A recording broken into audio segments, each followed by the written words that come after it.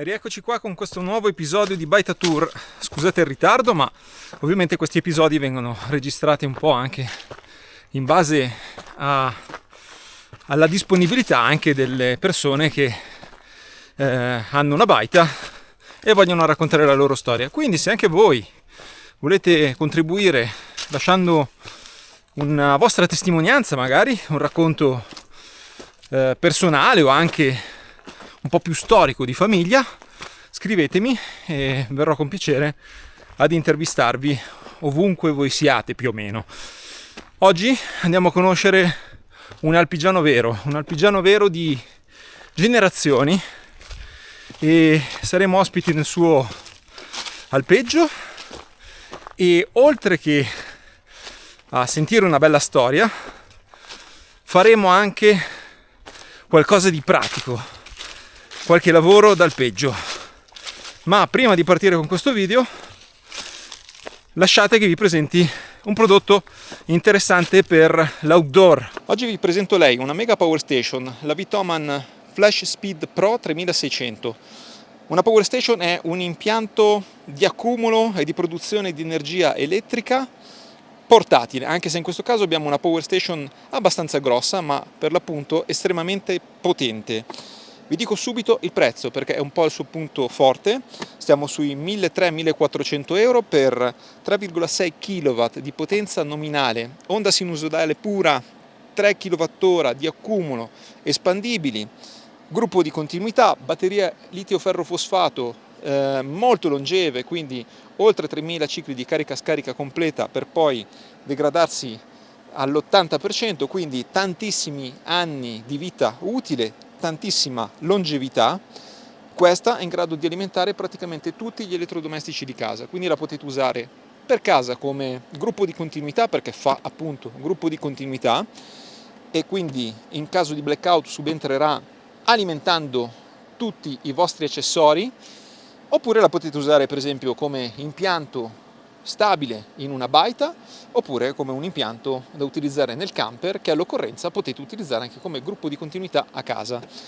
È facilmente trasportabile, ha delle ruote, è anche decisamente compatta, si ricarica dalla corrente di rete in tempi estremamente rapidi, è anche bella esteticamente ed ha un sacco di uscite. Qui abbiamo 4 prese Schuko, abbiamo 2 prese USB Type-C ad alta potenza, 2 prese USB normali e 2 prese USB veloci, per un totale di 4 prese USB, 2 prese accendisigari, quindi questa centrale si può ricaricare da correnti di rete o da pannelli fotovoltaici in base alle vostre preferenze.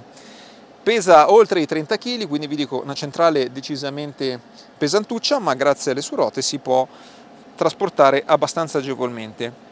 Per darvi un'idea davvero indicativa, ma per farvi rendere conto a livello pratico di cosa è in grado di alimentare, in questo momento ci ho collegato la mia auto, la mia Tesla, sta ricaricando a oltre 2 kW e c'è collegato anche un frigorifero a compressore da 12 volt alla presa accendisigari. Sta erogando 2369 watt di output senza nessun problema, ce ne sono ancora altri 1000 e passa che possono essere erogati tranquillamente, senza problemi.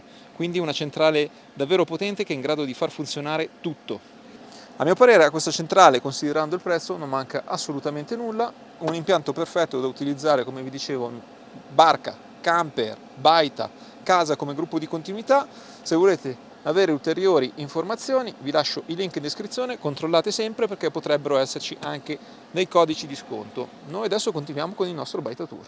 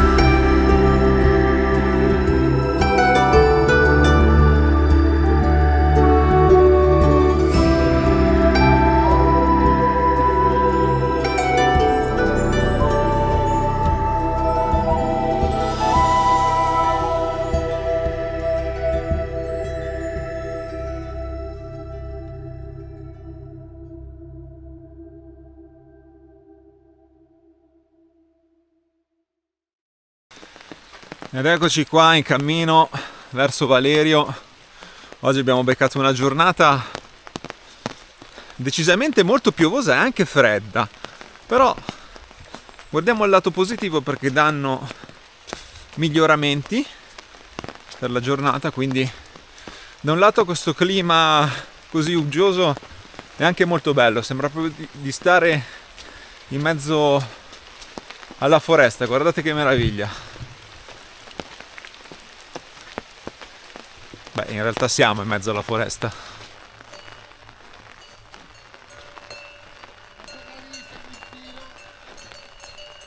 L'atmosfera. Buongiorno, buongiorno. Ciao. Ciao Valerio, ciao, piacere. Aspetta che le ritiro perché guarda, questo tempo.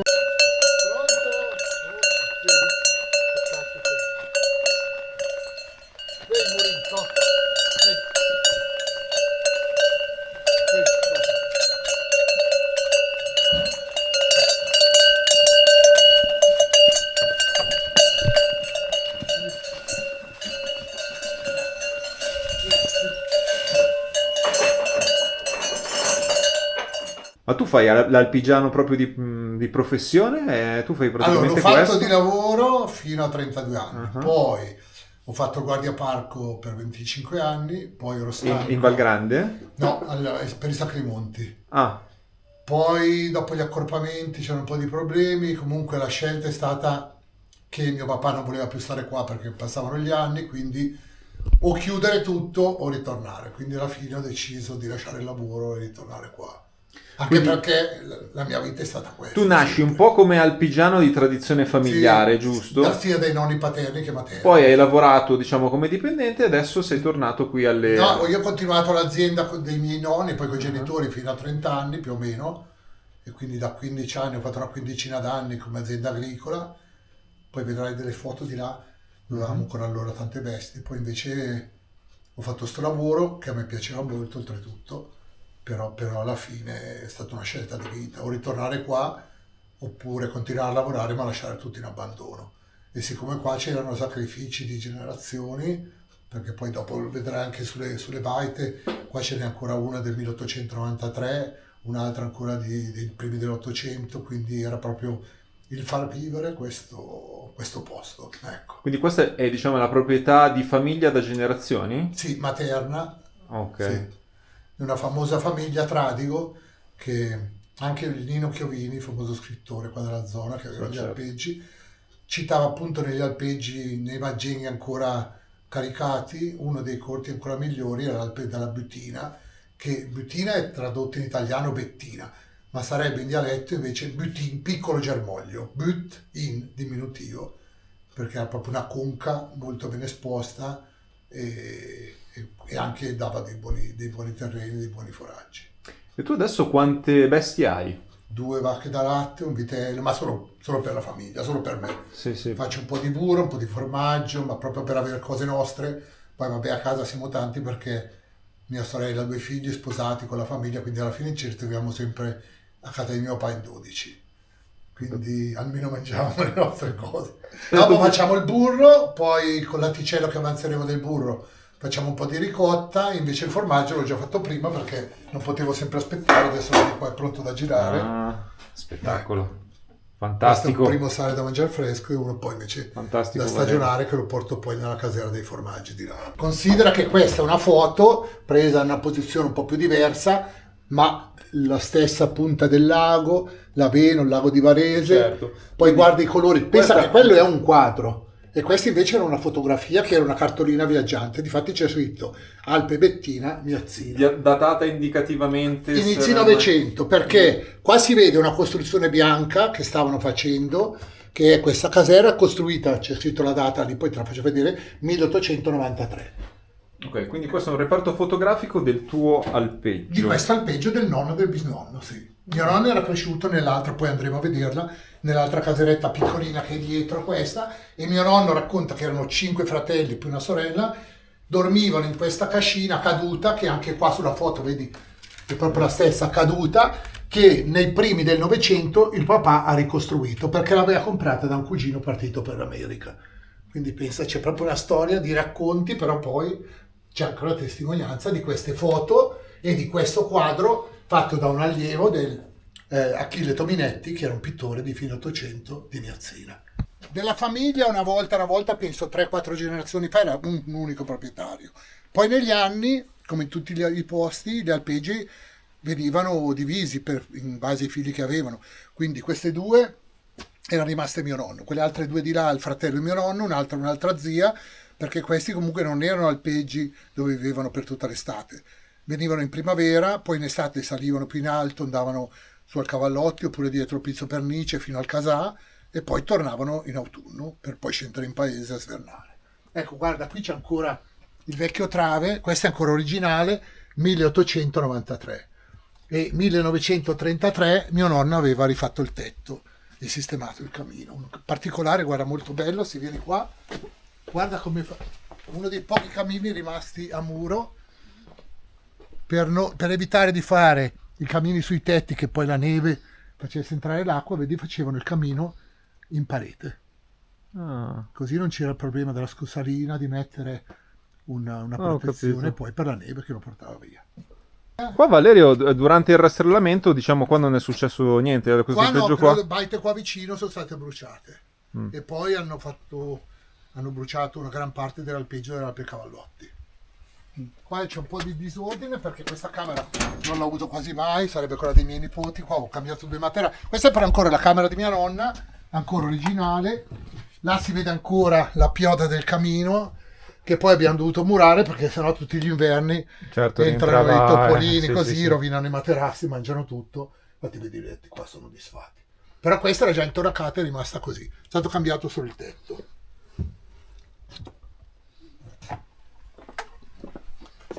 Là invece era la vecchia casera dove è cresciuto mio nonno, considera che mio nonno è del 1896, no, dell'86, quindi avrebbe ormai 140 anni mio nonno. Ecco, lui racconta che è cresciuto qua, erano 5 bambini, una sorella, una bambina, quindi erano 6 figli, mamma e papà. Adesso è una piccola legnaia, c'era il murettino dove si sedevano. C'è ancora rimasto l'unico trave vecchio che probabilmente avrà 200 anni, che è tutto bruciacchiato perché qua sopra era la gra, dove seccavano le castagne. Giusto. Il fuoco era lì in mezzo e qua vivevano. Famosa gra. E poi si dormiva sui fienili, camere non ce n'erano. Certo. Anche il mio bisnonno decise nel 1893-96, dice, beh, costruiamo, alziamo, facciamo una casera con una camera, almeno possiamo dormire un po'. Non sempre come le bestie, perché diceva si lavora come le bestie, ma almeno noi dobbiamo essere un po' diversi da loro. Questa porta è ancora originalissima. Quando poi nel 2017 l'ho comprata da una zia che ormai aveva 99 anni, la porta arrivava qua, si vede ancora il segno della battuta, allora ho deciso, dico, beh, a questo punto alzo la porta, ho solo alzato il trave. E un altro particolare che abbiamo trovato con un ragazzo qua che è venuto su, dice, ma guarda, il trave era girato al contrario, e anche su questo trave c'è la testimonianza che lasciavano un segno. Infatti c'è una croce, Tradigo, Giovanni, erano gli iniziali del nonno di mio nonno. Quindi considera gli anni che ha, vedi?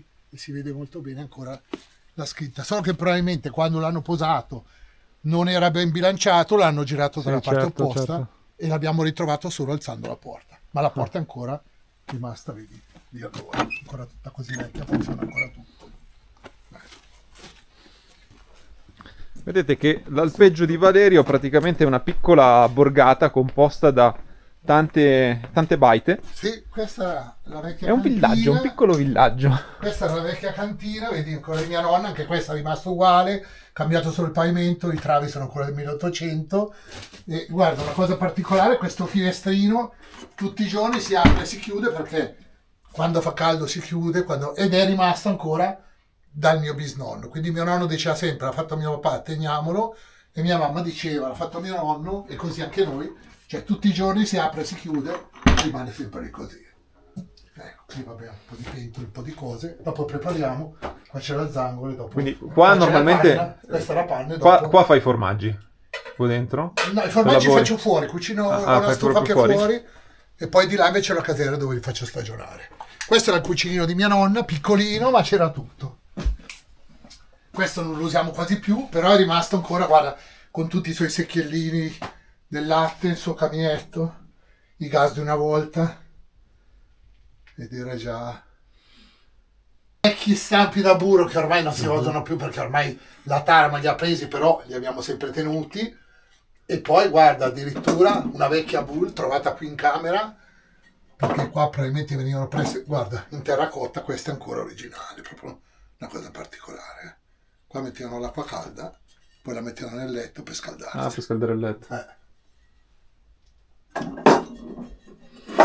Sì, cose vecchie. Questa è una vecchissima campana, di quelle ancora fatte di una volta, fatte a mano, che hanno un suono strano. Però senti che... Ecco. Aspetta, perché di solito quando piove poi non stanno mai fuori. Quindi oltre alle mucche hai le capre anche. Sì. Quante capre in Poche, totale? poche, perché guarda, con lupo è un disastro. Dobbiamo sempre corrergli dietro, ne ho tenute ancora 4 e 2 novelline. E Poche stanno vicine, tengono pulito perché c'è il capre lupo. fai il latte anche lì, fai le Ma ricottine? quest'anno sì, poi se abbiamo un po' qualche litro di latte o faccio qualche caprino, altrimenti diamo il latte al vitello. Ho sempre un vitello da carne. Ma per curiosità, per esempio, le pecore, perché non... vabbè, la capra immagino Perché che sia più la capra semplice. insieme non sta, poi la pecora in genere ama mangiare nel prato, però dove mangia la piccola capra e caga, diciamo, cioè la mucca poi la mangia più, quindi si fa una scelta. La capra invece mangia più gli arbusti, Ah, ok. le foglie, le ginestre, i rovi, cioè tutto quel che... Quindi ti aiuta anche a tenere più pulito Sì, anche per sì, quel sì. discorso. Ah, quindi Vicino mangia alle anche le cinte. ginestre la capra. Ghiottissima. Ah, Sì, forse sì. Sì, perché erano qui sopra, c'è una conchetta. Ciccia!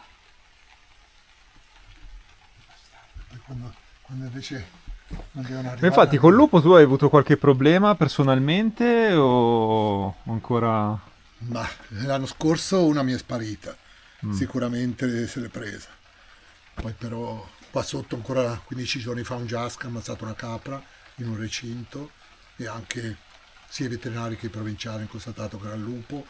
A Cossogno, a Cambiasca, anche a Rovegro, ormai il lupo è arrivato dappertutto.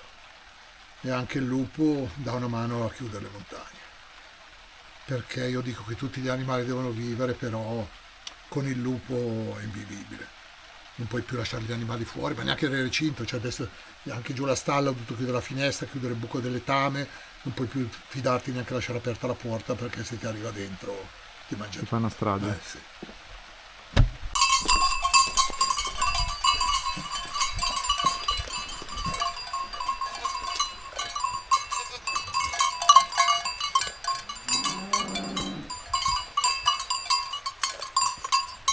Belle ste capre. Sono belle. Hai visto?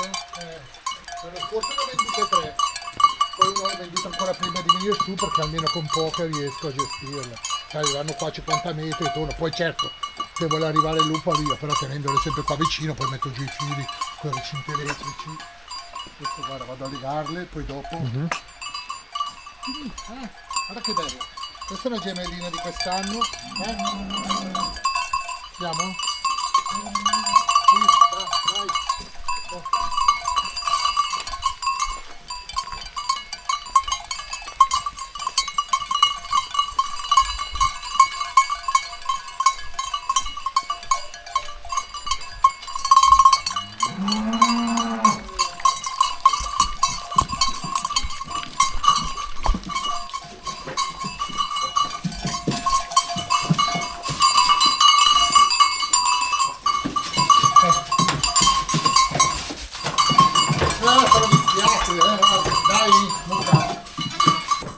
Quindi qua tu, Valerio, come Facciamo la numero lettura. massimo di animali che hai tenuto, hai detto? 18-20 ne avevamo. 18-20 ne Da avevate. mungere un anno 11 mucche. Da mungere, e quando nel 93 sono andato a lavorare avevamo 62 capre, più 10-11 mucche, un po' di vitelli e un po' di macchie. Queste le foglie per la fiera.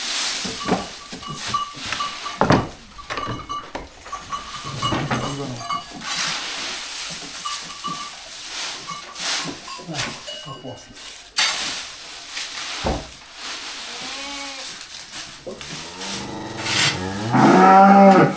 Dopo.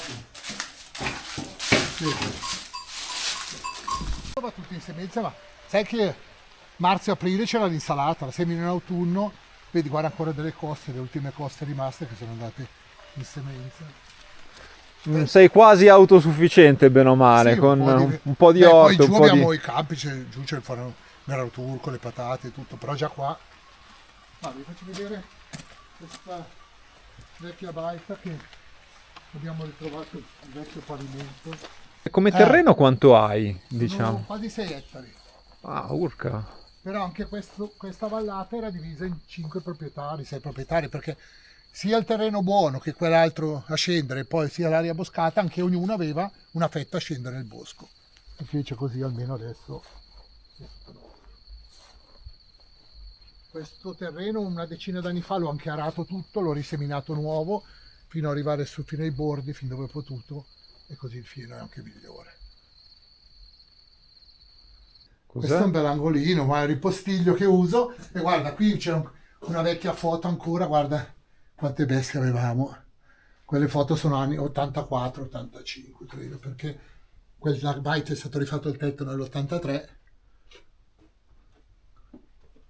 e allora di bestie ne avevamo proprio tante. Questa invece è la scrematrice, adesso è smontata. Questa cos'è? La scrematrice, qua dopo ci rimonto su, se vuoi vedere dopo te la faccio. La montiamo, se vuoi. Per fare la panna? Eh sì. Come si chiama questo attrezzo per... Noi la chiamiamo pannagia, se no si chiama zangola. Cosa c'è dentro? Acqua un po' tiepida per sciacquare, guarda. Ah, quindi adesso stai facendo solo il risciacquo. Sì. Adesso uso questo. L'ho fatta copiare da un restauratore. E guardate qua, la Quella è tutta panna, panna. Poi spettacolo! Assaggiala. Adesso io butto la panna nella pannagia.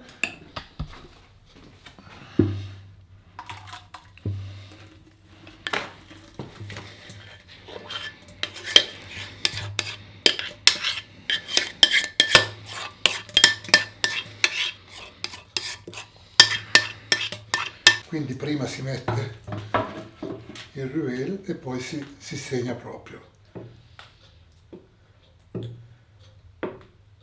Ecco, si segna 3 volte, questo anche il latte, anche il burro, e adesso si comincia a lavorare.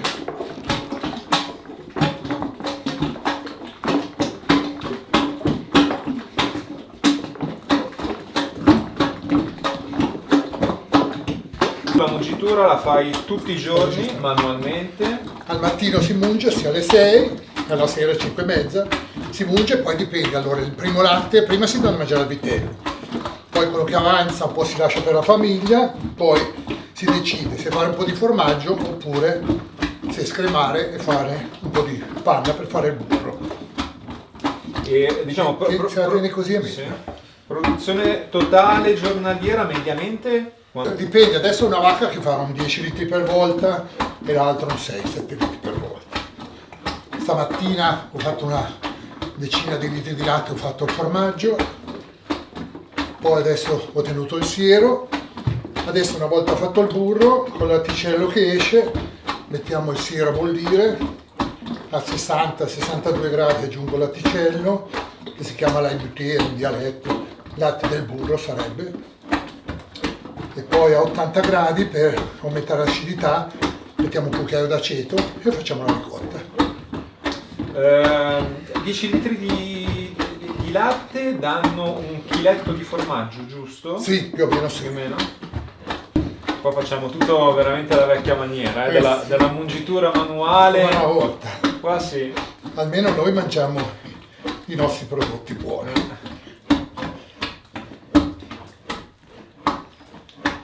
Ecco, io è uscito il burro, separo il burro dal latticello, tolgo il latticello, lo butto qua nella pentola che poi dopo mi servirà per fare la ricotta. Ecco, adesso laviamo il burro, sono andato a prendere l'acqua alla sorgente.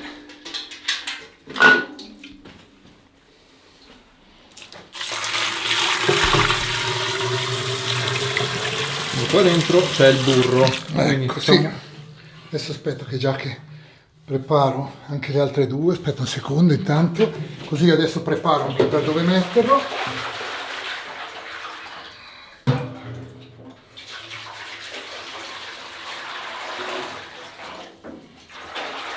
che si toglie tutto il residuo del latticello che c'è, Ok. perché poi altrimenti l'acidità che si forma, se rimane del latticello, vedi guarda come passa, guarda dentro.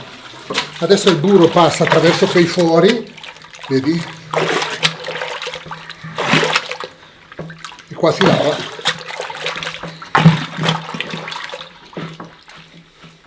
Bello giallo, burro di montagna. Questo è burro, proprio burro di panna, guarda che bello, guarda che colore. Facciamo vedere un po' il colore. Ah sì, sembra polenta, guarda. Guarda che colore, ma il burro non si attacchi. Allora, questo qui è lo stampo Sì. che hai messo in acqua. Bollente prima e adesso acqua fredda. Adesso togliamo il burro. Quindi si fa uno alla volta, no? Uno stampo alla volta, No, adesso si toglie e si lava un'altra volta lì. quindi un ulteriore lavaggio Sì. di dettaglio, diciamo. Un altro, no, più che altro perché dopo da qua si passa allo stampo e si mette poi. È un po' è uscito, Eh sì. Quindi questi qua diciamo che sono Questa è la panna di una settimana.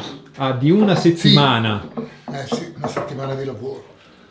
Sì. Quindi sarebbero Tra panna e formaggio, perché poi si fa a giorni alterni, a volte si fa il formaggio, a volte si quindi fa... facciamo che dai 70 litri settimanali di latte, lavorato, sì. più o meno, questo è il... Sì, adesso dopo vediamo quanto ne uscirà.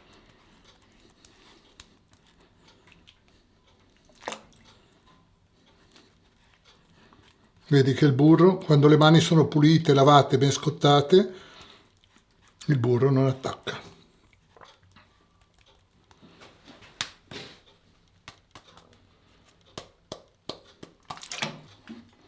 Bellissimo. Se vuoi assaggiarlo.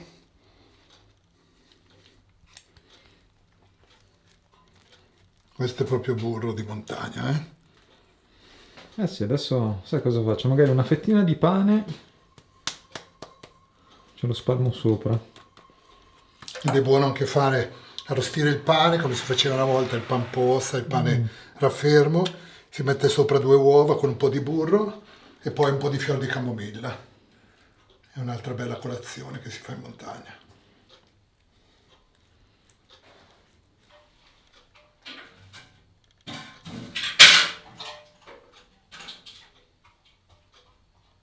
Quanto siamo?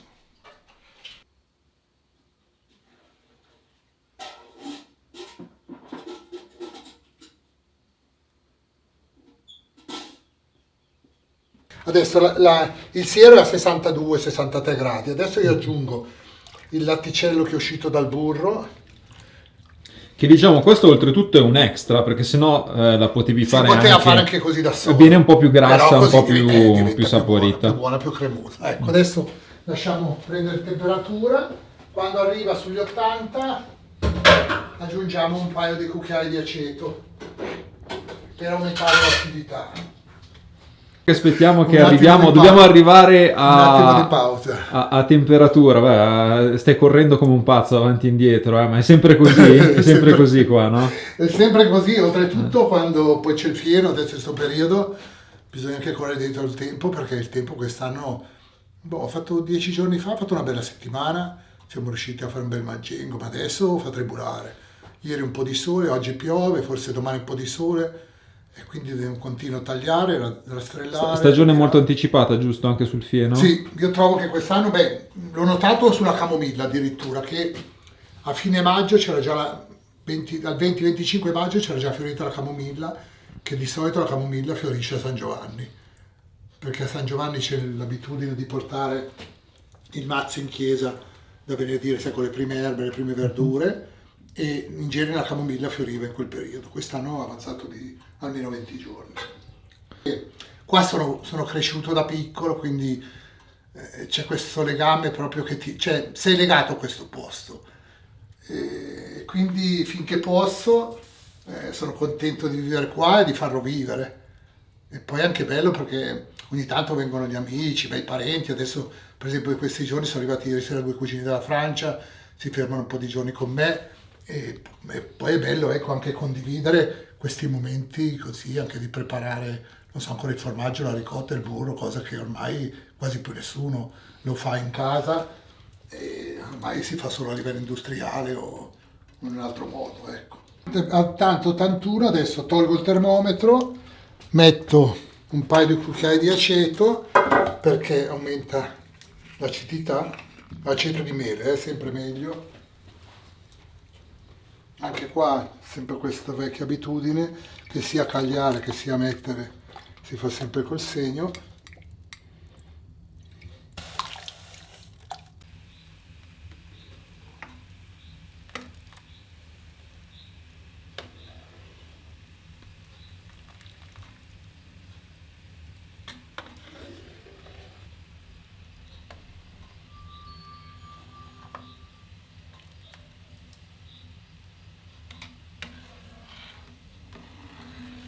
Qui le due ricottine ricavate dal Siero del latte fatto bollire con un po' di latticello del burro. E questi invece sono i due formaggi. Dai, evviva, salute, è stato un piacere averti Anche per me. conosciuto e buon appetito. Solo un po' per me questa. Ok, entriamo nella Questa è la casera. di Valerio. Vedi, qua metto a sgocciolare, adesso ho tolto l'ultimo, l'ho messo lì ieri, e qua faccio un po' di stagionati con un po' di crosta di brie, che faccio crosta bianca, vedi che belli, Ah, ok. vedi come Sì, rimangono. sì. Poi questo puoi mangiare tutto, sempre coperti. Quanto fai di stagionatura normalmente? Mio padre arriva intanto dice, ce n'è uno pronto che lo mangiamo, arriva mio nipote, zio, ce n'è uno pronto lo mangiamo. Poco. Ecco. Vedi che belli che sono. Durano poco, sì. Belli. E questo è un bel sistema perché praticamente la muffa è un fungo che si contagia, vedi che belli, questo è già un po' più maturo. Quindi tu per fargli fare questa cosa qua prendi un pezzo Sì, a primavera comincio a contagiare una tavola e poi Cioè spargono le spore, sostanzialmente si si propagano. propagano. Vedi, questi invece più vai in là più sono freschi, però anche loro cominciano, vedi che già, che bella crostina bianca che fanno già, belli asciutti, guarda, vedi anche toccare. Poi basta che tu hai contaminato per un po' di volte, certamente non ne faccio tantissimo, però un po' per noi, per la casa, vedi, questo è già un po' più fresco.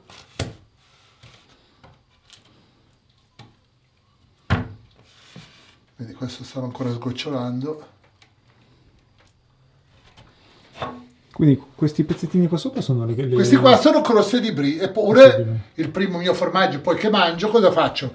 Anziché mangiare la crosta, tengo la crosta del mio primo formaggio, perché se io tengo un pezzo di crosta di questo qui è la stessa cosa, perché qua ci sono sulle spore di questi funghi e quindi riesco a contaminare e lavorare tutto. Tutti mi dicono, perché non tagli sta quercia? Ma per l'amor di Dio che di piante ce n'è già fin troppe, vero? E da lì vedi un po' il lago.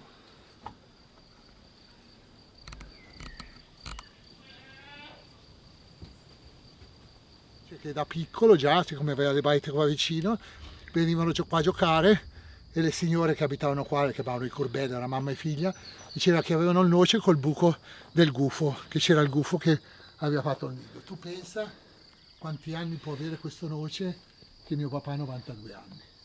E non è Già- neanche particolarmente grosso di diametro Però questo. cresce solo, Sì, cresce sì. pochissimo È molto denso. e poi vive in corteccia proprio, vedi, questo testimonia che un albero può vivere solo avendo la corteccia, perché la linfa passa proprio all'esterno, perché tutto l'interno dell'albero è tutto scavato e tutto vuoto. Vero? Peccato che c'è un po' di... Wow, che po' vista di lago, nuvole. guardate lì. però guarda.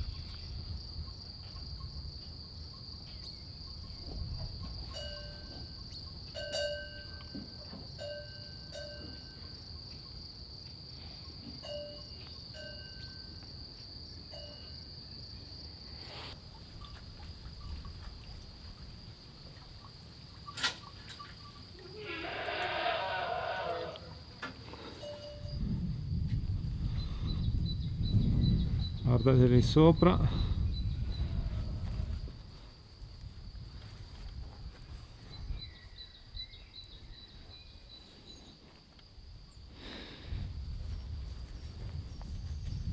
Guarda, ci sono i castagni che cominciano a prepararsi a fiorire, guarda che belli.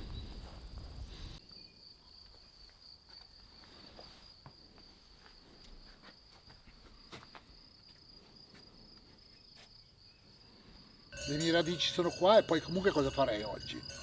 Oggi sono in pensione, sto bene, finché ho la salute, tengo qua puliti le mie case, le mie baite, i miei prati, i miei animali, cerco di curarli nel miglior modo possibile e poi comunque a volte ci si trova con gli amici, con i parenti, adesso in questi giorni ho qua dei cugini dalla Francia, quindi condividiamo tutti insieme questo posto. Ok. Poi abbiamo anche una vista bellissima sul lago. Spettacolare, bellissimo. Punto Lago di Varese, lago di Monati, guarda. davvero spettacolare. Vero. Se qualcuno ti vuole venire a trovare, Valerio, può venirti a trovare? Sì, ma io sono sempre qua. Sì. Alpe Bettina si trova. Alpe Bettina, trovate Valerio, lo potete passare a trovare, lui è contento, Sì, no? 2 chiacchiere si fanno sempre. Bene. Nei ritagli di tempo perché comunque visto la giornata Valerio, grazie. abbiamo passato una bella giornata e spero che ritorni ancora una volta a trovarmi anche Va con degli bene, amici. volentieri. Ok. Grazie Valerio. Alla prossima. prossima. Ciao Ok. ciao.